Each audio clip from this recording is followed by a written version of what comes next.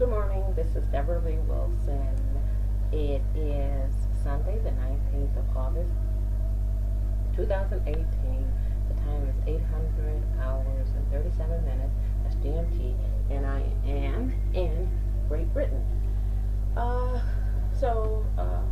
posted a little on Twitter, doing a stereotypical construct of my age. Anyway, I tweeted on Twitter that I was going to do a podcast about MI6, which is the UK's external spying agency, and the Shabak, which is Israel's internal spying agency.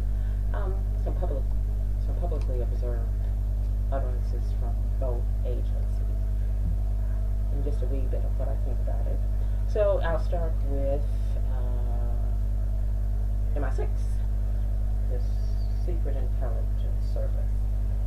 I became aware of MI6 in the 80s, the tail end of the 80s, in a feminist organization that I was affiliated with. I'm trying to be discreet, so there are a lot of odds here. I apologize. And literally, I didn't know what the woman was talking about, and she said, she rolled her eyes. She was British. She rolled her eyes at me, and she was trying to explain to me who these people were. And she rolled her eyes and she said, 007.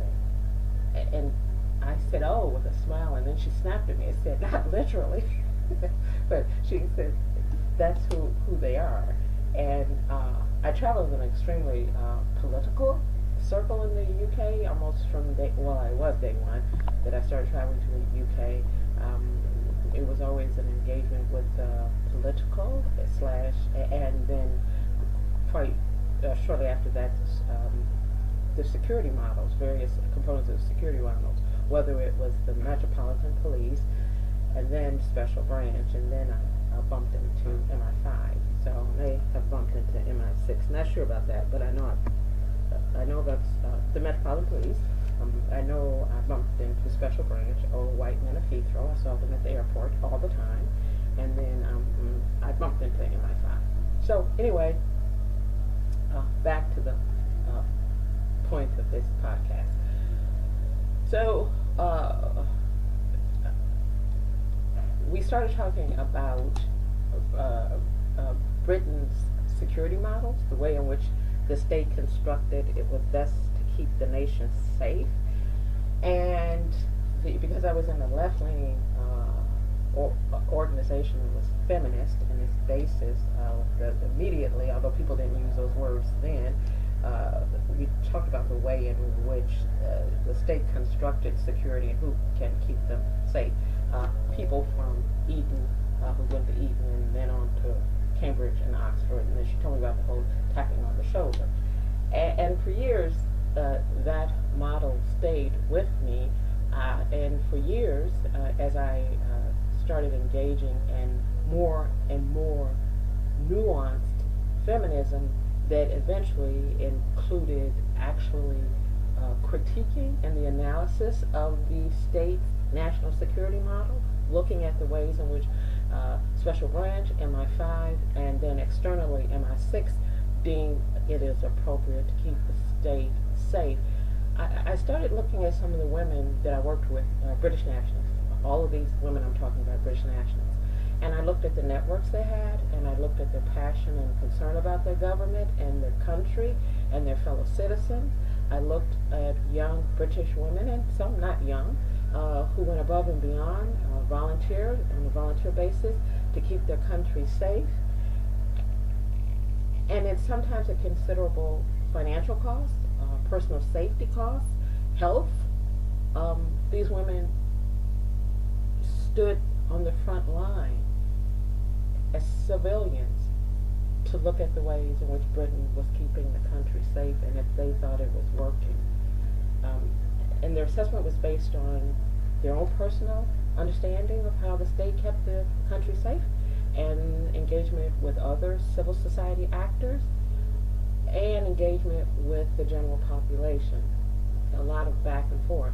And I always wondered, because again, I still had that narrative in my head about who MI5 was and who MI6, again, focus here is MI6, the tap on the shoulder, Cambridge, Oxford, white males, heterosexual, blah, blah, blah, blah, blah, blah, blah. And, you know, every once in a while we'll recruit a woman, you know, shut the folks up. And that the fact that these are secret, there's a secret agency that regressive narratives can stay embedded longer because, I mean, you can't have the general public coming in and say, well, let's talk to your different ethnic and identity, the identities and ethnicities that you recruit. That's not going to happen. So I would looked at these women who I think it's fair to say that the women that I worked the closest with were and still are hard left. But I didn't. What eluded me was that I didn't understand how their concern about the nation was any different than an MI6 officer. I saw women, and I'm talking about because in the UK, like many places, the UK is messy, so sometimes you're bumping into people you think are civilians, and they're not. So I'm talking about civilians. I'm talking about organically emerging civilians who are activists. And I saw women giving above and beyond. They didn't want recognition. They didn't get recognition. So that was a good thing they didn't want it. They were constructed as big mouth feminists and other things. Big mouth, ugly women. You can't get a man. Go get a man and be a proper woman, quote unquote. And a great personal cost. They were this concern and love of country.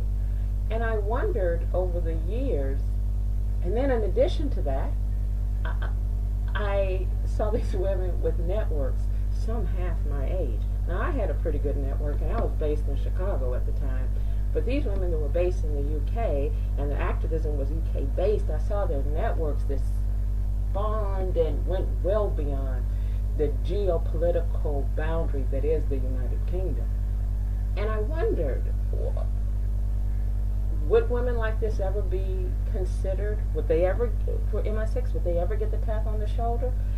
How would I know? I mean, at that time, there was no way to assess how the state looked at them, only by the fact that many of the women that I'd worked with had gotten a tap on the shoulder by MI5, but not to work for them, to ask them what they were doing and why are you doing it, and they were viewed with great suspicion. So from that I extrapolated that perhaps MI6, which is external, might view them the same way, but I didn't understand why. Because one of the careers I had in America was I recruited people, HR. I worked in human resource. And so I thought to myself, what are the things that you look for in a spy? Well, British context. So a British national. You want somebody patriotic. You want somebody smart. MI6, the person that needs to go out and above self and out and engagement. And I looked at these women doing all sorts of networking with people around the freaking globe. And they were smart, they were cautious, they were methodical. And I kept thinking, they were very critical of aspects of Britain, including MI5 and MI6 and the specials. So would that preclude them from consideration?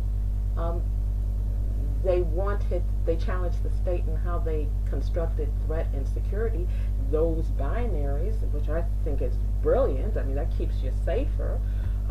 Who goes to their doctor who with a brain goes to the doctor and wants the doctor to say, perfect. You actually want some critique and analysis of what you can do better to stay healthy and sounder, right?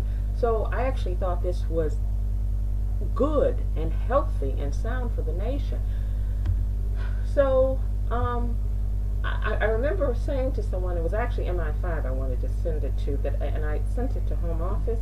I wrote a series of papers and an article, or a letter or two, email when I mean letter, about how the state constructs who is worthy of keeping them safe based on these women.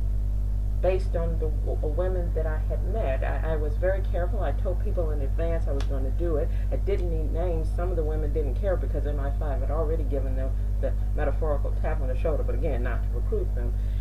To ask, what the hell are you doing, woman? Okay, pretty much that. And so that was my question. So now I'm going to fast forward, because that was several years ago.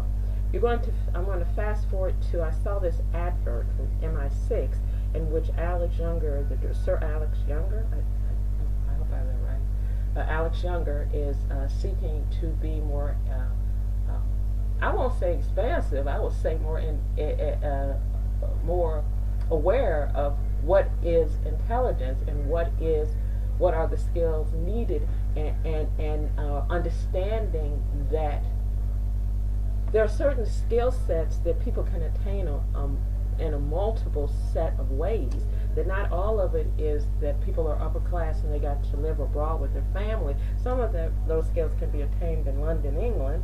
And the YouTube video I saw from RT, the network RT, the young woman is working in a florist shop and she's dealing with all these different personalities. Well, in London, England, there are people from all over the world, and you have an opportunity to engage with people from all over the world.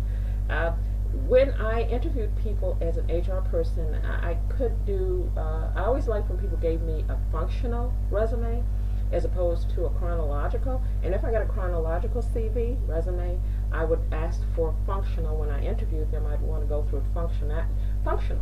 What did you learn functionally? What skill sets were attained or sharpened at this particular job? Because I think that tells you more about the person, and also the way in which they view those skill sets that they have attained. So I'm interested, I take great interest, like how am I going to know? But the fact that the MI6 has said they need to understand that being a good, faithful servant to the country via MI6 can mean many different things and can come through many different paths. Now, I'm well aware that many people, particularly in the circles which I travel, are critical of the model in general of MI6, and that's the focus here. And so, from their perspective, the recruitment of marginalized communities, persons might be a way to sharpen the skill sets of a model they are already found problematic.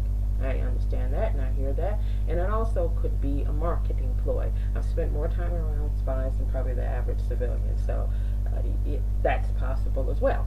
And nevertheless, again, how am I going to know? I take with great interest Alex Younger's vocalizing publicly his desire and his understanding that patriotism and intellectual girth and the ability to maneuver through multiple cultures and identities and spaces and places isn't unique to a gender or an ethnic identity or an orientation or the shape, form, or ability of the body, right, or age. So I'm very pleased to see that. I look forward to whatever bits and pieces that MI6 can continue to share with their understanding that no one group, no one identity has them marked on being patriotic or smart or brilliant or able-bodied in terms of being able to protect and serve their nation. There is no one identity. And it behooves a person like Alex Younger, in the very important role he has, to understand that who is fit to serve the country is beyond what he may conceptualize at the moment.